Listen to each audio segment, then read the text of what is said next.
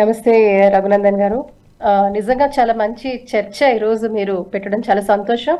ఎందుకంటే ప్రధానమంత్రి గారి యొక్క అప్రోచ్ మనం చూస్తే ఎంత ప్రొఫౌండ్ గా, ఎంత డీప్ రూటెడ్ అనేది మనం చాలా స్పష్టంగా మనకి ఈ రోజు కనపడుతోంది.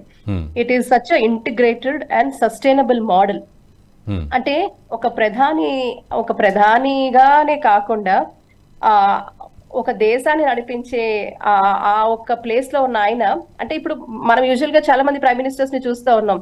సో ఇటువంటి ఫైనర్ ఆస్పెక్ట్స్ ఎప్పుడు కూడా పెద్దగా ఏ ప్రైమ్ మినిస్టర్ ఇంతకు ముందు ఎప్పుడు కూడా మన చరిత్రలో ప్రసంగించినట్టు మనం ఎప్పుడు కూడా పెద్దగా చూడలేదు. సో బట్ ఇక్కడ మీరు ఇందాక మీ ఓపెనింగ్ రిమార్క్స్ లో మీరు మాట్లాడుతూ ప్రతి సెగ్మెంట్ ఆఫ్ సొసైటీలో వారు ప్రతి ఒక్కరిని కూడా భాగస్వామ్యం చేసుకుంటూ ముందుకెళ్తూ ఒక డీప్ రూటెడ్ అనాలిసిస్ తో ఒక సస్టైనబుల్ అప్రోచ్ తో ప్రధానమంత్రి గారు అడుగులు వేయడం అనేది నిజంగా కూడా చాలా అదొక శుభ పరిణామం. And we're very fortunate to have such a dynamic and visionary prime minister for this country. మరీ ముఖ్యంగా మనకి ఎప్పుడు కూడా స్వామి వివేకానంద గారు ఒక మాట మనకు చెప్తూ ఉండేవారు, మనందరినీ కూడా ఏ దేశ భవిష్యత్ అయినా ఆ దేశ యువత పట్ల ఆధారపడి ఉంటుంది అని ఆయన చాలా ప్రసంగాలలో కూడా స్వామి వివేకానంద వారు ప్రసంగించిన ప్రసంగాల్లో కూడా యువతని ఉద్దేశించి ఎక్కువ కూడా వారు ప్రసంగించడం మనం చూసాం, విన్నాం. అలాంటి పరిస్థితిలో సో దేశ భవిష్యత్తు అనేది పూర్తిగా కూడా యువత కేంద్రంగా నడుస్తున్న పరిణామంలో ప్రధానమంత్రి గారు ఈ రోజు ఎస్పెషల్లీ ఇప్పుడున్న యువత వారు ఫేస్ చేస్తున్న ఎన్నో ఛాలెంజెస్, మరీ ముఖ్యంగా సామాజికంగా వారు ఫేస్ చేస్తున్న ఛాలెంజెస్ కానివ్వండి, మానసిక కోణంలో కూడా వారు చేస్తున్న ఛాలెంజెస్ కానివ్వండి, ఒత్తిడిని హ్యాండిల్ చేసే విధానంలో కానివ్వండి, ఎలాంటి స్టెప్స్ తీసుకోవాలనే వాటి మీద ఒక ప్రధాని అంటే యూత్ రోల్ ఈ దేశానికి ఎంత ఇంపార్టెంట్ అని గ్రహించారు. కాబట్టి ఆ యువతను సక్రమమైన నిర్దిష్టమైన మార్గదర్శిగా వారు ఇవన్నీ చెప్పడం కూడా చాలా శుభ పరిణామం.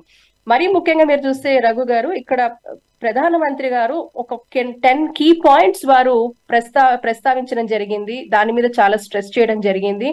And even as a psychologist I really appreciate because these are all very finer things అన్నమాట. అంటే మనం చాలా వరకు కూడా మనము this is the best for kids అనుకుంటాం, this is best for youth అనుకుంటాం, కానీ చాలా విషయాలు మనం విస్మరించే పరిస్థితుల్లో అటు ఎడ్యుకేషనల్ ఇన్స్టిట్యూషన్స్ కావచ్చు, లేకపోతే పేరెంట్స్ కావచ్చు, వాళ్ళని కూడా దిశానిర్దేశం చేస్తూ పిల్లలతో మనం ఎలా ఉండాలి, ఎలా మెలగాలి, వారి ఆలోచనలు మనం ఎలా గ్రహించాలి, వాళ్ళని సక్రమమైన మార్గంలో ఎలా ముందుకు తీసుకెళ్లాలనే ఆస్పెక్ట్స్ లో వారు ఇచ్చిన సూచనలు అద్వితీయం. మొదటిగా చాలా మందికి కూడా ఫస్ట్ ఫీల్ అయ్యే ఒక మేజర్ కన్స్ట్రెంట్ ఏంటంటే హ్యాండ్లింగ్ ప్రెషర్. ఈ హ్యాండ్లింగ్ ప్రెషర్ అనేది ఫస్ట్ స్టెప్ టువర్డ్స్ సక్సెస్ అని చాలా క్లియర్ గా ప్రధానమంత్రి గారు పిల్లలకు దాదాపు 4,000 పైన ఉన్న పిల్లలకు, స్టూడెంట్స్ కు, అలాగే టీచర్స్ కి, పేరెంట్స్ కి కూడా వారు దిశానిర్దేశం చేసింది. ఇది చాలా ఇంపార్టెంట్ ఆస్పెక్ట్ రఘు గారు. హ్యాండ్లింగ్ ప్రెషర్ అనేది మనం ఎంత సమర్థవంతంగా చేయగలిగితే అది అంత అద్భుతంగా వాళ్ళ భవిష్యత్తు ఉంటుందని చాలా చక్కగా కూడా ఆయన చెప్పడం జరిగింది. And that will alone can create success అనేది కూడా డిస్పైట్ ఆఫ్ ప్రెషర్ మనం దాన్ని ఎట్లా హ్యాండిల్ చేస్తాము అనే మెకానిజం ఆయన చెప్పడం జరిగింది, స్టూడెంట్స్ డిస్కస్ చేయడం జరిగింది. అండ్ ఆయన ఇంకొక మాట చాలా మీరు సూక్ష్మంగా గ్రహిస్తారు, ఒక మాట చెప్పారు, ఏదైనా కూడా ఓవర్ నైట్ అయిపోదు, ఒకటేసారి మనము ప్రెషర్ వచ్చేసింది మనం హ్యాండిల్ చేసేసాము దాన్ని మనం జయించాము అనేది ఉండదు. It will all happen gradually. So ఏది కూడా హరిబరీగా మనం దాన్ని చేసేలేము, అది గ్రాడ్యువల్ గా అయ్యే ప్రాసెస్. కాబట్టి దాన్ని గమనించాలి, దాన్ని ఎలాంటి అడుగులు వేస్తే మనం దాన్ని సమర్థవంతంగా హ్యాండిల్ చేయగలుగుతాము అనే దాని మీద వారు కంప్లీట్ స్పష్టత స్టూడెంట్స్ కి ఇవ్వడం జరిగింది. That is a wonderful thing what ప్రధానమంత్రి గారు స్టూడెంట్స్ కి ఇచ్చిన సూచనలో చాలా మొట్టమొదటి సూచన, చాలా అద్భుతమైన సూచన.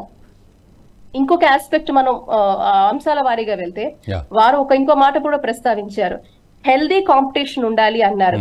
అంటే మీ మధ్యలో, అంటే విద్యార్థుల మధ్యలోనే ఒక హెల్దీ కాంపిటీషన్ ఉండాలి. అంటే ఫర్ ఎగ్జాంపుల్ మన పరీక్షలో పిల్లలు రాస్తూ ఉంటారు, నీ క్లాస్మేట్ ఏం రాస్తాడో కాదు, కానీ నీ క్లాస్మేట్ ఏం రాస్తాడు అనే అంశం కంటే కూడా నువ్వు ఫోకస్డ్ గా మీరేం రాస్తారు, మీరు ఎలా రాస్తున్నారు, మీరు ఎలా దాన్ని హ్యాండిల్ చేస్తున్నారు అనే దాని మీద కూడా ఆలోచనతో ముందు వెళ్ళు.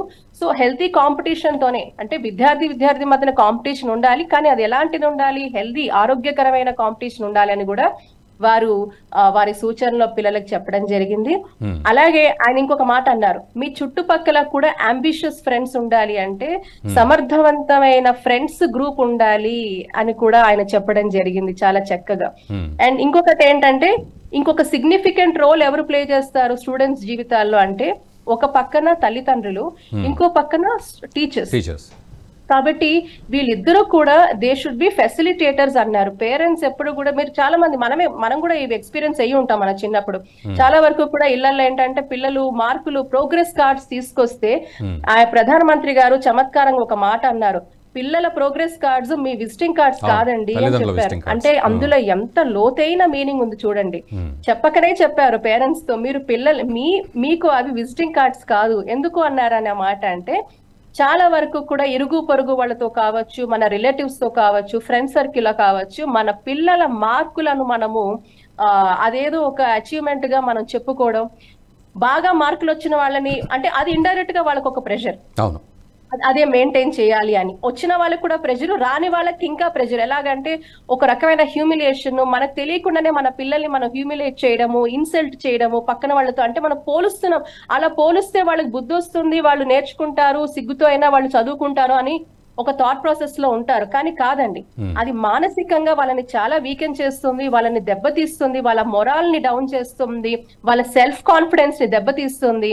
తద్వారా వాళ్ళలో ఒక యాంగ్జైటీ లెవెల్స్ విపరీతంగా పెరగడం కానివ్వండి, వాళ్ళలో ఉన్న స్ట్రెస్ లెవెల్స్ బాగా పెరగడం కానివ్వండి, తర్వాత ఒక ఇంట్రోవర్ట్ నేచర్ వాళ్ళల్లో రావడం కానివ్వండి, సోషలైజ్ అవ్వకపోవడం కానివ్వండి, నలుగురితో కలవకపోవడం కానివ్వండి, ఇటువంటివన్నీ కూడా ఒక నెగటివ్ ఎమోషన్స్ పిల్లలకి ఆ వయసు నుంచి కూడా బిల్డ్ అవుతాయి. మనం అన్న చిన్న చిన్న మాటలు మనకు అనిపిస్తుంది అలా అంటే వాళ్ళకి ఏమో నేర్చుకుంటారు వాళ్ళు, కానీ అది కాదు.